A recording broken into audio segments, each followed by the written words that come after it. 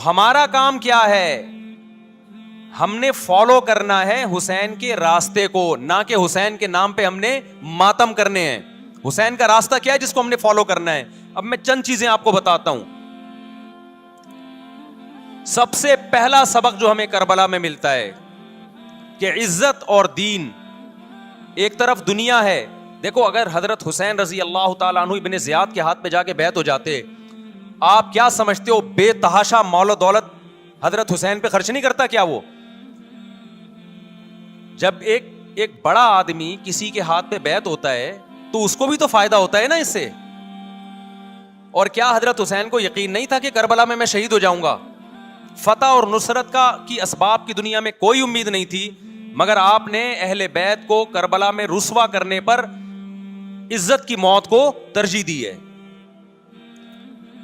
آج اگر آپ میں یہ ظرف ہے کہ آپ عزت کی موت کو ذلت کی زندگی پر ترجیح دیتے ہو تو پھر آپ حسینی ہو. نہیں یہی بات میرا خیال ہے سمجھ. سیدنا حسین کی سخاوت کے واقعات ہیں. سیدنا حسین باغی نہیں تھے رضی اللہ عنہ. پھر جو اہل بیت کا طرز عمل کیا تھا، محرم میں کیا کیا ہو رہا ہے میں آپ کو بتاتا ہوں. ان میں سے کوئی بھی عمل نہ ہمیں قرآن سے ملتا ہے نہ صحابہ سے ملتا ہے ہمیں. تو ما انا علیہ و اصحابی جو جنتی فرقہ ہوگا اس کی جو علامتیں ہیں، تو جب آپ ان علامتوں کے خلاف چلو گے، صحابہ اور تابعین کو فالو نہیں کرو گے، تو آپ پھر اپنے آپ کو سنی کہنا چھوڑ دو. آپ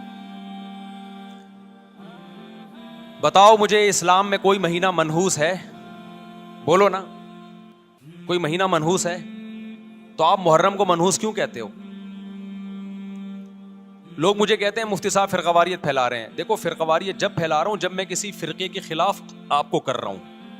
میرے بیان شیعہ لوگ بھی سنتے ہیں، ملتے بھی ہیں. بہت دفعہ ایئرپورٹ پہ ملاقات ہوئی، بڑی عزت سے ملے، میں شیعہ ہوں لیکن آپ سے محبت کرتا ہوں.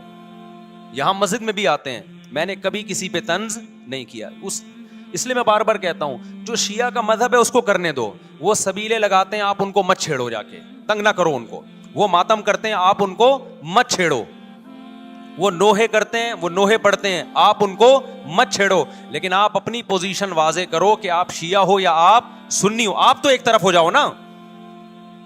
محرم میں اگر آپ مرثیے لگا کے گھوم رہے ہو گاڑیوں میں، اٹ مینز آپ سنی نہیں ہو. آپ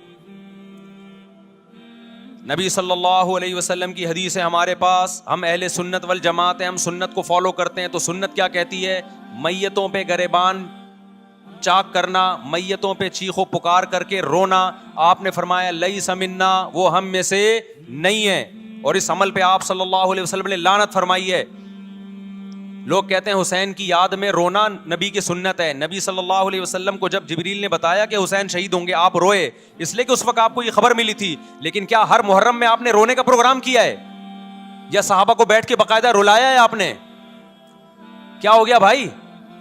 آپ کو بھی جب کربلا کا واقعہ کی خبر ملی آپ کی آنکھوں میں آنسو آ جائے، یہ نیچرل ہے، یہ حسین سے محبت کی علامت. لیکن ہر محرم میں باقاعدہ بٹھا کے رونے کا پروگرام کرنا یہ حسین سے محبت کی علامت نہیں ہے، بلکہ شریعت میں ناجائز ہے یہ غموں کو بڑھانا. یہ کہاں سے جائز ہو گیا؟ حضرت عثمان بھی تو شہید ہوئے تھے، نبی صلی اللہ علیہ وسلم کے داماد تھے. ان کی یاد میں آپ رونے کو سنت کیوں نہیں کہتے؟ ہماری نظر میں حسین کا قتل بھی بہت بڑا ظلم اور سیدنا عثمان کا قتل بھی بہت بڑا ظلم تھا. دونوں مظلوم تھے، دونوں مظلوم شہید تھے. ہمیں دونوں کی شہادت پہ غم ہے، لیکن اب اس غم کو مناتے نہیں ہیں. اسلام میں غم منانا سنت نہیں ہے. دیکھو جعفر طیار رضی اللہ عنہ، نبی کے چچا زاد بھائی، اہل بیت، جب آپ صلی اللہ علیہ وسلم نے ان کو لڑائی کے لیے میدان جنگ میں بھیجا، رومیوں سے لڑائی تھی. حضرت جعفر طیار کی 4 بیویاں تھیں. جب نبی صلی اللہ علیہ وسلم مسجد نبی میں بیٹھے، آپ کو فرشتوں نے اطلاع دی کہ جعفر طیار شہید ہو گئے. آپ صلی اللہ علیہ وسلم کی آنکھوں سے آنسو. یہ آنسو اس وقت نکلے جب عین شہادت کی اطلاع ملی ہے، اس وقت آنسوؤں کا نکلنا محبت کی علامت ہے۔ آپ نے صحابی رسول کو بھیجا کہ جاؤ آپ کی زوجات کو، بیویوں کو جا کے خبر دو کہ جعفر طیار شہید ہو گئے۔ کیا قربانی تھی صحابہ کی، آپ دیکھو ایسے جوان تھے جعفر طیار، خوبصورت جوان۔ غزوہ بدر میں جب مشرکین مکہ نے یہ نعرہ لگایا کہ حل میں مبارز، 3 سردار آئے، انہوں نے کہا پہلے تمہارے اندر سے 3 بہادر آئیں ہم سے لڑیں۔ دیکھو عربوں میں یہ ہوتا تھا کہ جب جنگ کے لیے 2 فوجیں آمنے سامنے کھڑی ہوتی تھیں تو پہلے دونوں طرف کے بہادر ترین لوگوں کی لڑائیاں ہوتی تھیں کہ جب تک دونوں میں سے ایک قتل نہیں ہوگا لڑائی شروع نہیں ہوگی۔ تو آپ کو پتا ہے کہ اس میں بہادر ترین لوگ نکلیں گے نا، جو لڑنا جانتے ہوں۔ مشرکین مکہ کی طرف سے 3 یا 4 بڑے بڑے سردار آئے لڑائی سے پہلے، بدر میں لڑائی سے پہلے، انہوں نے نعرہ لگایا حل میں مبارز، کوئی ہے تم میں جو پہلے ہم سے لڑے؟ یعنی ادھر سے ہم 3 ہیں تو ادھر سے بھی کتنے چاہیے؟ 3 بندے۔ ادھر سے انصار صحابہ آئے، مشرکین مکہ نے کہا لیسو بی اکفائنا، یہ ہمارے جوڑ کے نہیں ہیں، قریشی ہاشمی چاہیے ہمیں، ہمارے نسب کے لوگ ہونے چاہیے۔ تو ادھر سے نبی صلی اللہ علیہ وسلم نے حضرت علی کو بھیجا اور حضرت جعفر طیار کو بھیجا۔ جن صحابہ کو بھیجا ان میں حضرت جعفر طیار بھی تھے۔ حضرت جعفر طیار رضی اللہ تعالیٰ عنہ اور سیدنا علی مقابلے میں غالب آ گئے۔ خوبصورت صحابی، نجاشی کے سامنے آپ نے تقریر کی ہے، ہجرت کی ہے نا جب حبشہ کی طرف، تو نجاشی نے پوچھا جعفر طیار سے کہ تمہارے پیغمبر جو کلام لے کر آئے ہیں وہ سناؤ۔ حضرت جعفر طیار رضی اللہ تعالیٰ عنہ نے سورہ مریم پڑھنا شروع کر دی۔ کاف ہا یا عین صاد ذکر رحمت ربک عبدہ زکریا اذ نادى ربه نداء خفيا قال رب اني وهن العظم مني واشتعل الراس شيبا ولم اكن بدعائك رب شقيا واني خفت الموالي من ورائي وكانت امراتي عاقرا فهب لي من لدنك وليا۔ ایسی حضرت مریم اور عیسیٰ ابن مریم کی سیرت کو سورہ مریم میں بیان کیا حضرت جعفر طیار نے کہ نجاشی روتے روتے، اس کی داڑھی تر اور جتنے پادری بیٹھے تھے سب کی داڑیاں تر ہو گئی روتے روتے۔ تو یہ تقریر جو نجاشی کے اسلام کا سبب بنے، بادشاہ کو مسلمان کرنے والے کون تھے؟ حضرت جعفر طیار۔ اور آپ کے چھوٹے چھوٹے بچے، 4 جوان بیویاں ہوں، چھوٹے چھوٹے بچے ہوں، اور ایسے میں میدان جنگ میں لڑتے ہوئے شہید ہو جائیں تو پیغمبر اور صحابہ پہ کیا قیامت ٹوٹی ہوگی۔ لیکن ہمارے نبی صلی اللہ علیہ وسلم کی آنکھوں میں سے کیا تھے؟ صرف آنسو موتی کی طرح ٹپک رہے تھے، اور آپ صحابہ کو اطلاع دے رہے تھے کہ جعفر طیار شہید ہو گئے اور جاؤ ان کے گھر والوں کو بتا کے آ جاؤ۔ کتنی بڑی قربانی ہے یا نہیں ہے؟ جب خبر دینے والا آپ کی ازواج کو بتا کے آیا کہ جعفر طیار شہید ہو گئے تو آپ کے گھروں سے خواتین کے رونے کی آوازیں آئیں۔ آپ صلی اللہ علیہ وسلم نے فرمایا ان سے بولو کہ اپنی آواز کو پست کرو۔ پھر چیخو پکار کی آواز آئی تو آپ نے فرمایا کہ اگر دوبارہ چیخو پکار کی آواز آئے تو ان کے منہ پہ خاک پھینک دو۔ وہ شہید کی بیوہ تھیں، اور شہید بھی کتنے مقدس، ان کو بھی نبی صلی اللہ علیہ وسلم نے نوحہ کرنے کی اجازت نہیں دی۔ اس دن جس دن غم پہنچا ہے اس دن بھی چیخو پکار کی اجازت نہیں دی ہے، تو آپ بتاؤ اگلے سال اس تاریخ کو چیخو پکار کی کیسے اجازت مل جاتی؟ نہیں آئی میرا خیال ہے بات سمجھ میں۔ جب غم پہنچا ہے اس وقت چیخنے چلانے کی اجازت نہیں ہے۔ چھوٹے چھوٹے یتیم بچے، حضرت جعفر طیار کے چھوٹے چھوٹے یتیم بچے، کتنا غم ہوتا ہے جب چھوٹے چھوٹے بچے، ان کا باپ دنیا سے چلا جائے، کتنا ترس آتا ہے ان کے اوپر۔ تو ہمارے نبی کو بھی ان یتیم بچوں پہ بھی ترس آیا، ان بیواؤں پہ بھی ترس آیا، لیکن نہ نبی صلی اللہ علیہ وسلم چیخو پکار کر کے خود روئے اور نہ آپ نے ان کی ازواج کو رونے کی اجازت دی ہے۔ سمجھ میں نہیں آ رہی میرا خیال ہے بات؟ میرا مقصد شیعوں پہ طنز کرنا نہیں ہے، ان کا جو مذہب ہے ان کو اس پہ چلنے دو۔ میرا مقصد ہے آپ اپنی پوزیشن واضح کرو کہ آپ ادھر ہو یا ادھر ہو، کسی کو تنگ مت کرو، نہ کسی پہ فتوے لگاؤ کفر اسلام کے۔ نہ کسی کو جہنمی قرار دو. اپنی پوزیشن آپ فیصلہ کرو کہ آپ اگر ادھر جانا ہے تو پورے ادھر چلے جاؤ. پھر یہ آدھا تیتر آدھا بٹیر والا معاملہ مت کرو. وہ ان کا مذہب ہے بھائی, ان کے علماء ان کو بتاتے ہیں کہ محرم میں کالے کپڑے پہننے ہیں, محرم میں ماتم کرنا ہے, محرم میں کو منحوس سمجھنا ہے, اس میں شادی بیاہ نہیں کرنا. ان کے علماء ان کو بتاتے ہیں, ان کو چلنے دو اس پر. دنیا میں بہت سے فرقے ہیں, بہت سے مذہب ہیں, ہم کسی کو نہ ختم کر سکتے ہیں, نہ کسی کے خلاف نفرت پیدا کر سکتے ہیں. اس سے کوئی چیز حاصل نہیں ہوگی. کسی سے نفرت کرنے کی ضرورت نہیں, کسی پہ فتوے لگانے کی ضرورت نہیں, لیکن آپ کو اپنی پوزیشن واضح کرنی پڑے گی کہ میں کہاں کھڑا ہوا ہوں. اگر آپ سنی ہو تو پھر اہل سنت والجماعت صحابہ تابعین کو فالو کرتے ہیں, حدیث کو فالو کرتے ہیں, اور حدیث میں ہمیں ماتم کرنا, نوحہ کرنا, گریبان چاک کرنا اس کی پرمیشن نہیں ہے, بلکہ اس سے روکا گیا ہے, اس عمل کو حرام اور ناجائز قرار دیا گیا ہے. بات آ رہی ہے سمجھ میں؟ باقی جو شیعہ حضرات کرتے ہیں, ہمارے دوست ہیں شیعہ, میں مذاق میں نہیں کہہ رہا, ملتے ہیں ہم سے, میں کبھی ان سے مذہب کے ٹاپک پہ بات نہیں کرتا, نہ ان کو کبھی چھیڑتا ہوں کہ آپ یہ کیوں کر رہے ہو, یہ کیوں نہیں کر رہے. بھائی اس کا مذہب ہے, وہ اس کا فرقہ ہے, جو کرنے دو اس کو, ہم نہیں کرتے, کیونکہ ہم اہل سنت والجماعت میں. سمجھ میں آ رہی ہے بات کہ نہیں آ رہی؟ پھر ربیع الاول کا مہینہ آئے گا, اس میں بھی آپ اپنی پوزیشن واضح کرو کہ آپ ادھر ہو یا ادھر ہو. دو فرقے ہیں, دیوبندی بریلوی. میں نہیں کہہ رہا کہ کون جنتی کون جہنمی, لیکن بر صغیر میں جن کو دیوبندی کہا جاتا ہے وہ نظر و نیاز تیجے 40 میں کے قائل بولو نہیں ہے.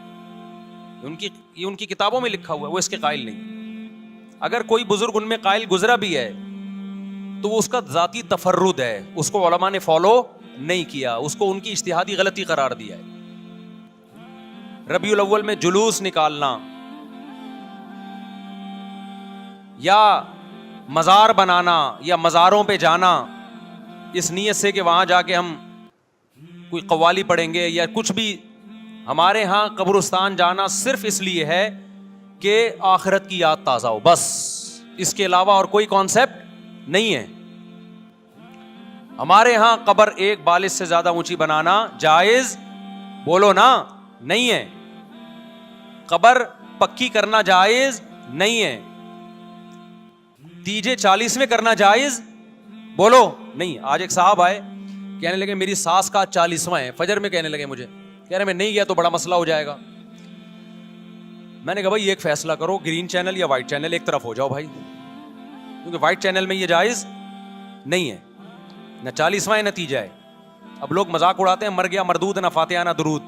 بھائی کچھ بھی کہتے رہو, تو پھر پورے ادھر کو ہو جاؤ, یا تو پورے وائٹ ہو جاؤ یا پورے کیا ہو جاؤ, پورے گرین ہو جاؤ. پھر تیجا بھی کرو, 40واں بھی کرو, برسی بھی کرو, اور پھر اس کے بعد جھنڈے بھی لگاؤ ہرے رنگ کے.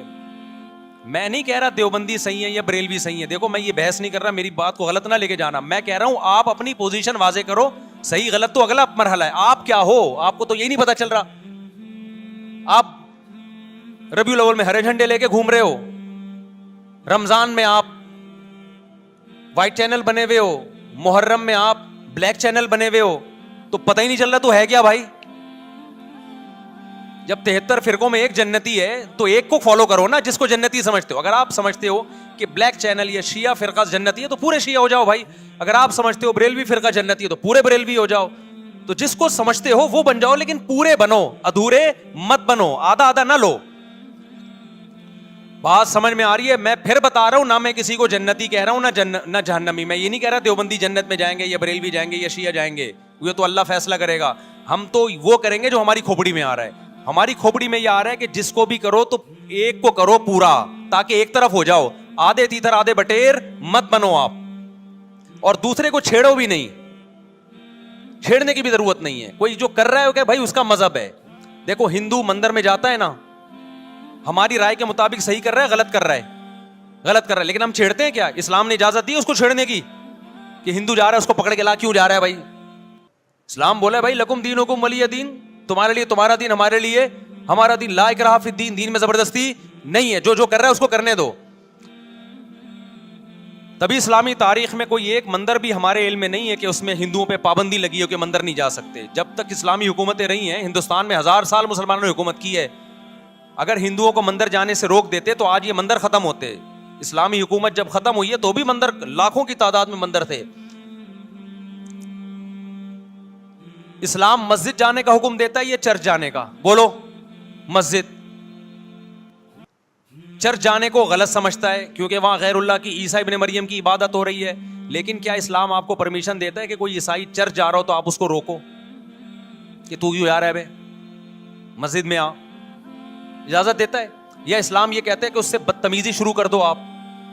بولو کیا ہو گیا؟ آپ کو سبق یاد کرا رہا ہوں میں. بدتمیزی شروع کر دو. یا اسلام یہ اجازت دیتا ہے کہ اس سے اچھا سلوک نہ کرو؟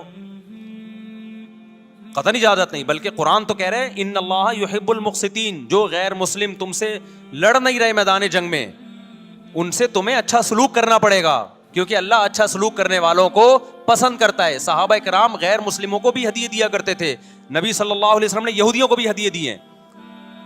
تو جو مذہب اسلام کی طرف منسوب نہیں ہے, جب ہمیں ان سے اچھے سلوک کا حکم ہے, تو جو مذہب اسلام کی طرف منسوب ہیں, قطع نظر اس سے کہ وہ اس دعوے میں سچے ہیں یا جھوٹے, یہ تو بحث ایک الگ ہے, لیکن نسبت کس کی طرف کر رہے ہیں؟ اسلام کی طرف. تو ہمیں ان سے بدتمیزی بدسلوکی کی کہاں سے اجازت ہوگی؟ تو میں نہیں کہہ رہا کہ آپ شیعہ بریلویوں سے دشمنی کرنا شروع کر دو, ان کی دعوتیں اٹینڈ نہ کرو, ان سے کاروبار چھوڑ دو, یا ان کو جا کے تنگ کرو, کیوں سبیل لگا کے بیٹھے ہو, کیوں ماتم کر رہے ہو. یہ کام مت کرو آپ. ہمارا ملک اس فرقہ واریت کا متحمل نہیں ہے, سے فساد پھیلتا ہے. لیکن اپنی پوزیشن آپ واضح کرو. ایک لکیر ہے, آپ کھینچ دو. اگر کوئی شخص آپ کے سامنے صحابہ کو برا بھلا کہتا ہے, آپ بولو بھائی یہ میری باؤنڈری کیا ہو رہی ہے, کراس. میرے سامنے آپ کو ان بزرگوں کے خلاف بولنے کی اجازت نہیں ہے جن سے مجھے عقیدت ہے. اگر یہ کام آپ نے کیا تو ہماری اور آپ کی راہیں الگ الگ. آپ کا جو مذہب ہے بھائی, آپ بند کمرے میں, آپ کے امام بارگاہ میں, آپ کے مسجدوں میں, یا جہاں بھی ہے, وہ آپ کا نجی معاملہ ہے. ہمارے سامنے آپ نے کوئی ایسی بات نہیں کرنی جو ہمارے عقیدے کے خلاف ہو, تو آپس میں دوستی رہے گی. اب دیکھو عیسائی آپ سے ملتا ہے, آپ گپ شپ کرتے ہو, کھانا کھاتے ہو, لیکن عیسائی بار بار بولے میں آپ کے نبی کو نہیں مانتا, میں آپ کا نبی, آپ بولے گا بھائی تو نہیں مانتا تو ہم نے کب کہا کہ مان تو, لیکن میرے سامنے بار بار کیوں کہہ رہے کہ میں تیرے نبی کو نہیں مانتا؟ یہاں سے آپ کی اس کی دوستی کیا ہو جائے گی؟ پھر ختم. تو غیر مسلموں کو بھی دو قسمیں, کسی بھی مسلک کے لوگوں سے ملو, کسی بھی فرقے کے لوگوں سے ملو, کوئی جھگڑا نہیں, کوئی بحث نہیں, ایک دوسرے کو کھانا بھی ہے, ایک دوسرے کو کھلانا بھی ہے, ایک دوسرے سے کھانا بھی ہے, ایک دوسرے کی دعوتوں میں بھی شرکت کرنی ہے. جہاں مذہب کا معاملہ آئے تو پھر آپ کسی سے بحث نہ خود کرو نہ کسی کو کرنے کی اجازت دو. اگر کوئی کچھ سیکھنا چاہتا ہے تو آپ بولو بھائی علماء کے پاس آ جاؤ, آپ کو کوئی اشکال ہے تو ہم وہاں آپ کا اشکال حل کر دیں گے. اس سے آگے بڑھنے کی کوشش بولو مت کرو, اس سے ملک میں امن ہوگا. باقی فرقے ہمیشہ سے ہیں بھائی, آج کوئی نئے تھوڑی ہیں, اور یہ ہمارا کام تھوڑی ہے فرقے ختم کرنا. یہ تو عیسیٰ ابن مریم جب نازل ہوں گے, حضرت مہدی آئیں گے, وہ تلوار کی طاقت سے ختم کریں گے, ان کے پاس یہ اتھارٹی ہوگی کہ وہ فرقوں کو ختم کریں. آپ نے یہ کرنا ہے کہ دوسرے کے مسلک کو چھیڑنا نہیں ہے اور اپنا چھوڑنا نہیں ہے. مسئلہ آپ کے ساتھ یہ ہو رہا ہے کہ دوسرے کو چھیڑ بھی رہے ہو اور اپنا چھوڑ بھی رہے ہو, دونوں الٹے کام کر رہے ہو. ایک طرف بحث کر رہے ہوتے تم ایسے, اور دوسری طرف وہی بنے ہوئے ہوتے تھوڑے دنوں میں جا کے. ہاں وہ بتا رہا ہوں, وہ نظر و نیاز والی نہیں, وہ سب کو پتا ہے. ہاں ایسی دعوت نہ ہو جس میں بدعت کی تائید ہو. تو آپ جو کر رہے ہو نا, وہ یہ کر رہے ہو دوسرے کو چھیڑ بھی رہے ہو, جس سے ملک میں بدامنی پھیل رہی ہے. تقریریں سنو, شیعہ ایسے, بریلوی ایسے, دیوبندی ایسے, اہل حدیث ایسے, تقریروں سے کیا پھیل رہی ہے؟ نفرتیں.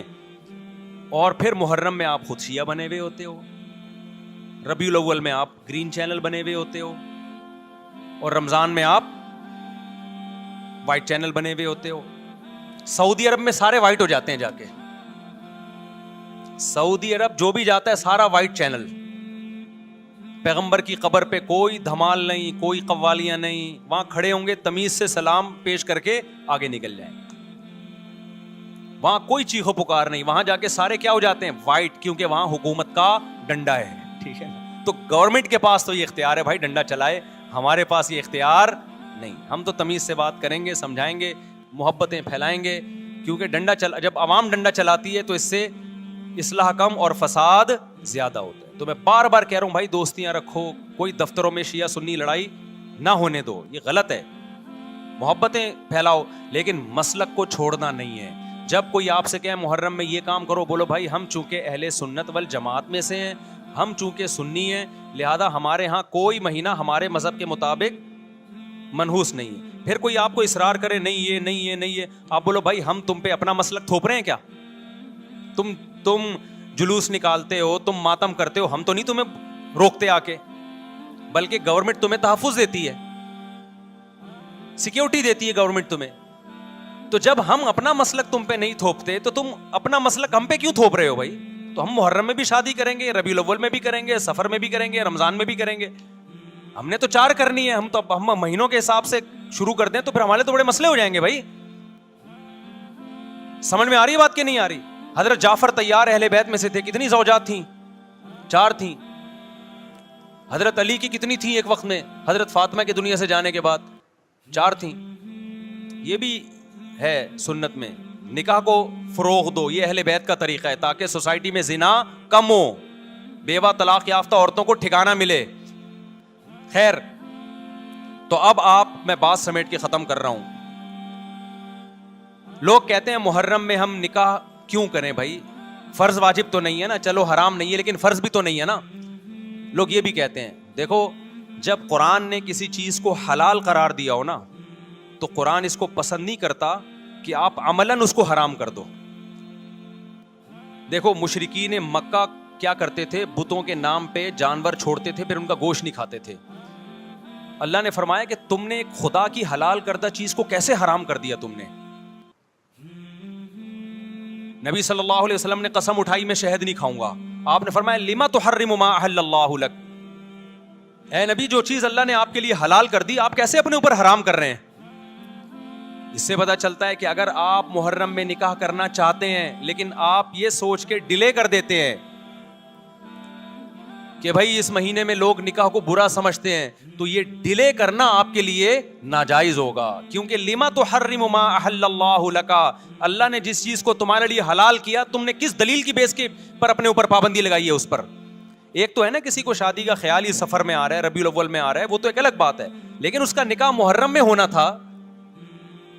صرف محرم کی وجہ سے وہ ڈیلے کر رہا ہے کہ جی میں ربیع الاول میں لے کے جاؤں گا. یہ ڈیلے کرنا قرآن و سنت پہ زیادتی ہے یا نہیں ہے؟ یہ اللہ کے حلال کو عملاً حرام کرنا ہے یا نہیں ہے؟ نہیں ہے بات سمجھ میں؟ پھر اگر کوئی شیعہ آپ سے کہتا ہے کہ بھئی آپ ہمیں چھیڑنے کے لیے یہ کام کر رہے ہو, آپ بولو نہیں بھائی ہم آپ کو چھیڑنے کے لیے نہیں کر رہے, آپ کا مسلک ہے, آپ اس پر عمل کریں, ہمیں اس پہ کوئی اعتراض نہیں ہے. لیکن ہم کس کے پر عمل کریں گے؟ ہم اہل سنت والجماعت ہیں. کتنے صحابہ ہیں, خود نبی کی نکاح محرم میں ہوا ہے. اور ویسے بھی ہمارے ہاں شہادت ایک منحوس عمل نہیں ہے, شہادت ایک مبارک عمل ہے. 10 محرم پہلے سے فضیلت والا دن تھا, محرم پہلے سے فضیلت والا مہینہ تھا. حسین ابن علی کی شہادت سے اس مہینے کے تقدس کو 4 چاند لگ گئے ہیں اور مقدس ہو گیا یہ مہینہ. یہ کیسی بات ہے جو شہادت کا دن ہو ہم اس کو منحوس قرار دے دیں؟ بھائی ہمارا یہ جگرا نہیں ہے. سمجھتے ہو کہ نہیں سمجھتے ہو؟ تو اس لیے محرم میں اگر کسی نے نکاح کرنا ہے اس کو ڈیلے مت کرو میرے بھائی. لوگ کہتے ہیں فرض تو نہیں ہے نا, آپ اگر اس کے نحوست منحوس ہونے کی وجہ سے ڈیلے کر رہے ہو تو پھر آپ پہ فرض ہوگا کرنا. کیوں؟ اس آیت کی روشنی میں لما تحرم ما احل اللہ لک, اے نبی جس چیز کو اللہ نے حلال قرار دیا آپ کس دلیل کی بیس پہ اس کو اپنے اوپر حرام کرتے ہیں؟ سمجھتے ہو کہ نہیں سمجھتے؟ تو اسی طرح یہ جو باقی کام محرم میں ہو رہے ہیں, مرثیے سن رہے ہیں لوگ, نوحے سن رہے ہیں, رکشے والوں نے بھی لگائے ہوئے ہیں, تو بھائی شیعہ حضرات کا مسئلہ کہ ان کو کرنے دو, آپ یہ عمل مت کرو. اگر آپ سنی ہو تو پھر اہل سنت والجماعت کے ہاں میتوں پہ رونے کے مرثیے یہ جائز نہیں ہے, کیونکہ اس سے غم بڑھتا ہے. ہمارے نبی نے جعفر طیار رضی اللہ عنہ کی زوجہ کو, جن کا حقیقی غم تھا اس وقت, ان کو نہیں رونے دیا. تو ہمیں کیسے آپ صلی اللہ علیہ وسلم چیخو پکار کی اجازت دیں گے؟ اسی طرح محرم میں سبیلیں لگانا, اس کی بھی کوئی دلیل نہیں ہے. سیدنا حسین ابن علی تو پیاس ظلم سے شہید ہوئے, وہ ایک طرف آپ کہتے ہیں وہ پیاسے تھے, ان کو پانی نہیں ملا, دوسری طرف آپ اس دن میں لوگوں کو پانی پلا رہے ہیں, تو اس کی لاجک بھی نہیں بنتی کوئی. اسلام نے 10 محرم کو روزے کا دن قرار دیا. روزہ اور سبیل جمع نہیں ہو سکتے. سمجھتے ہو کہ نہیں سمجھتے؟ آپ کہہ سکتے ہیں کسی کو پانی پلانے پر کون پابندی لگا سکتا ہے؟ پانی پلاؤ بھائی پورے سال, اسپیسیفک ان دنوں میں کیوں پلا رہے ہیں آپ؟ تو جو شیعہ حضرات ہیں ان کا مسلک ہے, ان کو کرنے دیں. میں بار بار اس لیے کہہ رہا ہوں ایسا نہ ہو چھیڑ چھاڑ شروع کر دے جا کے. پہلے ہی ملک میں لڑائیاں بہت ہو رہی ہیں, دوبارہ ایک نئی جا کے بتا یہاں بھی سبیل لگی ہوئی ہے, جا کے ان کو چھیڑنا شروع کر دو. سبیل کیوں لگا؟ چھیڑنے کی اجازت نہیں ہے کسی کو. آپ نہ لگائیں نہ پئیں. بولے بھائی ہمارے لیے محرم ایسا ہے جیسے صرف دوسرے مہینے ہوتے ہیں, 4 مہینے محترم ہے, محرم, رجب, ذی قعدہ, ذی الحجہ. تو جتنا ذی قعدہ ذی الحجہ ہے اتنا ہی محرم اور رجب ہے. تو جیسے ان مہینوں میں نارمل رہتے ہو اسی ان میں بھی ہم نے ایسے ہی رہنا ہے. سمجھتے ہو کہ نہیں سمجھتے ہو؟ اور حلیم کی دیگیں مت پکاؤ محرم کی راتوں میں. حلیم کھا سکتے ہو جب چاہو اس خاص ان دنوں میں. اور ویسے بھی جو لوگ پوری رات حلیم کے دیگڑے میں گھوٹے لگاتے ہیں صبح روزہ نہیں رکھتے ہو. کیا خیال ہے؟ جب آپ پوری رات دیگڑے میں گھومتے رہو گے, دیکھا نہیں یہ پوری رات دیکھ کے اندر گھومتے رہتے ہیں جیسے موت کے کنویں میں نہیں بائک چلاتا بندہ, تو صبح روزہ رکھے گا ایسا آدمی؟ تو یہ ساری چیزیں آپ کو اس کام سے روکتی ہیں جو سنت سے ثابت. تو اللہ تعالی ہمیں محرم میں وہ کچھ کرنے کی توفیق عطا فرمائے جس کی ہمیں اللہ, اس کے رسول اور صحابہ نے پرمیشن دی ہے, اور ان تمام باتوں سے اللہ ہمیں بچنے کی توفیق عطا فرمائے جس سے اللہ, اس کے رسول اور صحابہ نے ہمیں بچنے کا حکم دیا ہے. اللہ تعالیٰ سمجھنے کی, عمل کی توفیق عطا فرمائے.